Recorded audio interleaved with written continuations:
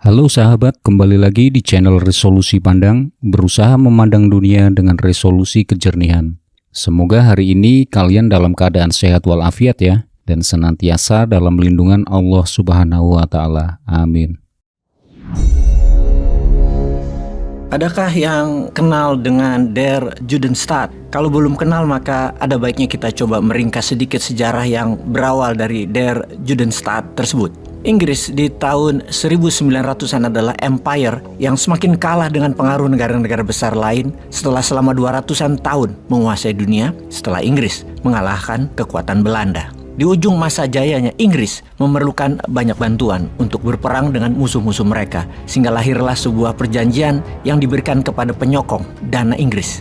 Inggris menjanjikan sebuah wilayah untuk mereka dapat tinggal kepada para penyokong dana tersebut. Mereka adalah bangsa atau klan atau kelompok yang mengelana selama ribuan tahun tanpa punya wilayah.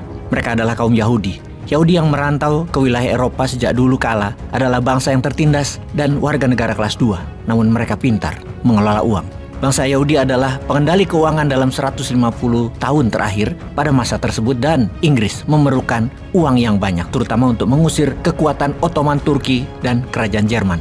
Kita mundur sebentar ke tahun 1896.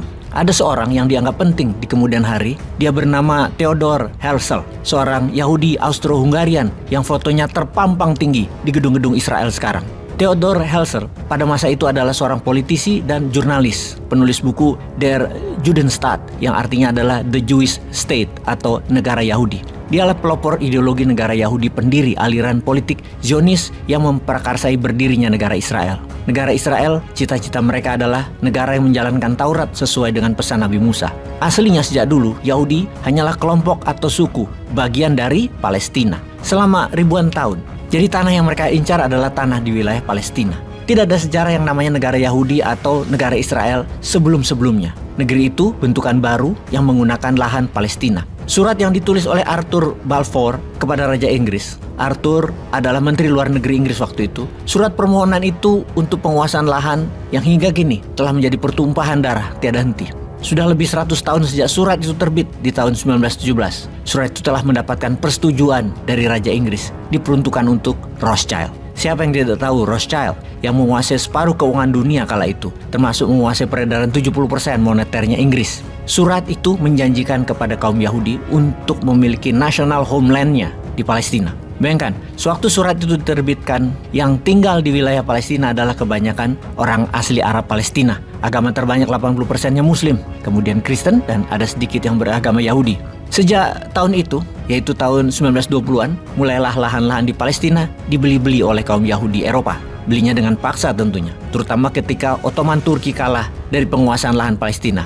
Ottoman Turki menguasai Palestina lebih dari 400 tahun dan terguling oleh sekutu di Perang Dunia Pertama. Kita ke Zionisme. Zionis adalah gerakan Yahudi mengambil tanah Palestina untuk mendirikan negara Israel. Zionis adalah gerakan politik diprakarsai oleh Theodor Herzl di tahun 1896 dengan membuat buku Der Judenstaat atau negara Yahudi, di mana dalam ideologinya satu-satunya cara menghindari kelompok anti-Semit atau anti-Yahudi adalah membuat sebuah negara. Theodor bukan hanya membuat buku, namun setahun kemudian dia membuat Kongres Jewish pertama yang membentuk gerakan Zionis di Basel, Switzerland.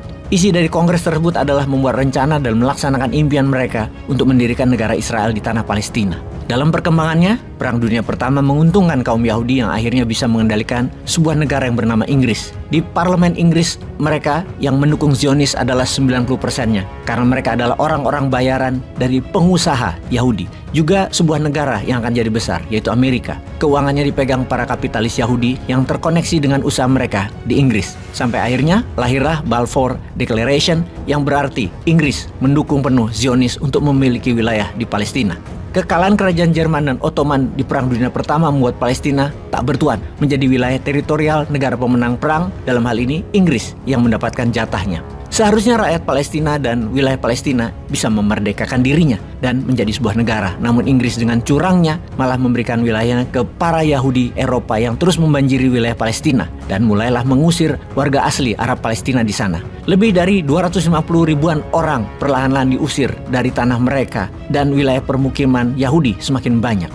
Hal itu berlangsung hingga Perang Dunia Kedua, yang mana lebih banyak lagi warga Yahudi masuk ke Palestina. Hingga puncaknya di tahun 1948 berdirilah negara Israel.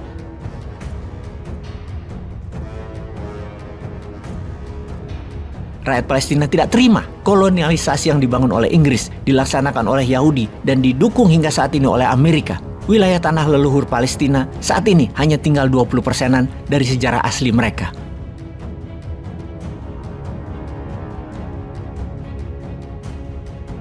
Semoga faham di mana Indonesia harus bersikap demi menjalankan mukadimah Undang-Undang Dasar 1945.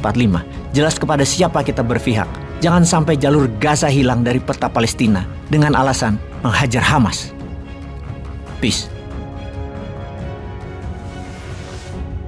Oke sahabat, jika informasi ini bermanfaat bagi Anda, jangan lupa untuk subscribe, like, dan share ya. Terima kasih. Wassalamualaikum warahmatullahi wabarakatuh.